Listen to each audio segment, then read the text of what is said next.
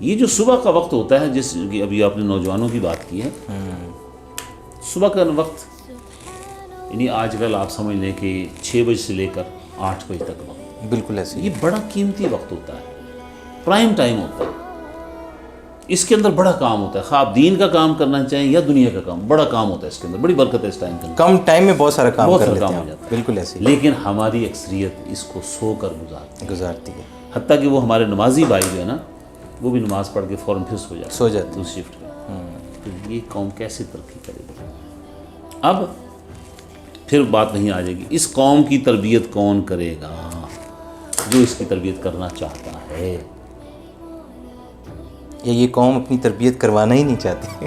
قوم تو نہیں چاہتی نا. نہیں چاہتی. سنیں، یہ جو بات ہم بات قوم پہ پھینک دیتے ہیں نا، سنیں، انسان کا بچہ جاہل پیدا ہوتا ہے، بالکل تربیت یافتہ ٹرینڈ نہیں ہوتا. وہ سیکھتا ہے، وہ ماں کی گود سے، پھر باپ سے، پھر چچا ماموں خالہ وغیرہ اس سے سیکھتا ہے، پھر وہ گلی محلے سے سیکھتا ہے، پھر تعلیمی اداروں سے سیکھتا ہے، پھر معاشرے سے سیکھتا ہے.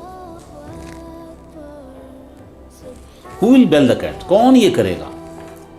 اس لیے وہ جو ہیڈ آف دی اسٹیٹ ہے، اس کی یہ ذمہ داری سب سے زیادہ بنتی ہے کہ وہ قوم کو کس رخ پہ لے جانا چاہتا ہے، قوم کو کیا بنانا چاہتا ہے.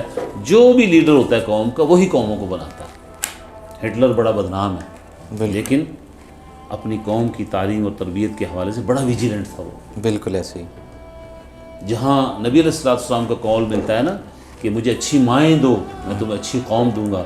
اور نیپولین بوناپارٹ فرانس کا جو لیڈر ہے 17ویں صدی کا، اس کو بھی لوگ کہتے ہیں بڑا عظیم، بڑا فاتح ہے، اس کا بھی یہ قول ملتا ہے، مجھے اچھی مائیں دو، میں تمہیں اچھی قوم دوں گا. ہٹلر کہتا ہے مجھے اچھے استاد دو، میں تمہیں اچھی قوم دوں گا. زبردست.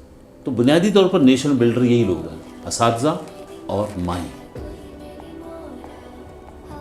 ان کی تربیت اولین ہونی چاہیے. ہمارے یہاں کیا ہو رہا ہے؟ ٹیچر ہمارا کیا کرتا ہے؟ نقلیں کر کے یہ پاس ہوتے ہیں، کام چوری کرتے ہیں، اور بچوں کو کیا بنائیں گے؟ یہ خود نماز نہیں پڑھتے، خود نہیں نماز پڑھتے، بچوں کو کیا پڑھائیں گے؟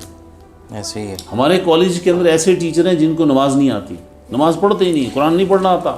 نماز تو کئی صاحب میں سمجھتا ہوں دور ہے، اپنا کورس ہی نہیں آتا. وہ ان کا صرف یہ سلسلہ ہوتا ہے کہ کورس ختم ہو جائے، میرا کام ہے، سمجھ آئے نہ آئے.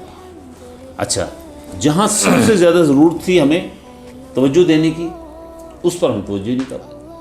ہمارا بہترین آدمی فوج میں جانا چاہتا ہے، بڑا اونچا بیان رکھا ہوا ہے، حالانکہ بہترین افراد آپ کو ایجوکیشن میں لانے چاہیے تھے.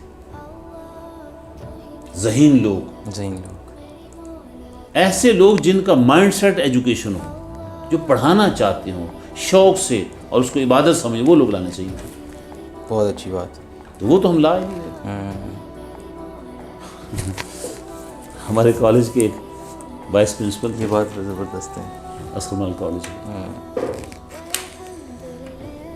تو میں اتفاقاً کسی کام سے گیا ان کے دفتر، تو وہ کلاس 4 کو اتنی بڑی بڑی گالیاں نکال رہے تھے پرنسپل کی سیٹ پہ بیٹھ کے نا. تو یہ میرے ذہن میں خیال آیا، تو میں کہا اس بندے کو تو پولیس میں ہونا چاہیے تھا، تو یہ کالج میں وائس پرنسپل کیسے بن گیا؟ خیر اتفاقاً میں نے ایک دو جگہ بات کی، میں نے کہا یہ اس کو تو پولیس میں ہونا چاہیے. تو ہنس کے کہتے ہیں یہ پولیس میں ہی جانا چاہتے تھے، لیکن یہ اتفاق سے کالج میں آ گیا. تو یہ رولنگ سٹون کے ایجوکیشن کو ہم نے بنایا ہوا ہے. یعنی کوئی جو جس کو آپ کہتے ہیں born teacher, by birth teacher, وہ ہم نہیں لے رہے. بالکل، جو گاڈ گفٹڈ ہے. تو ہمیں جہاں ہم دوسری شعبوں کے اندر باقاعدہ ٹیسٹ لیتے ہیں، اس کے جو ایپٹیچیوڈز ہم چیک کرتے ہیں، رجحانات چیک کرتے ہیں، بیہیویئرز چیک کرتے ہیں، تو ٹیچروں کو آپ اس طرف لائیں گے تو پھر یہ کام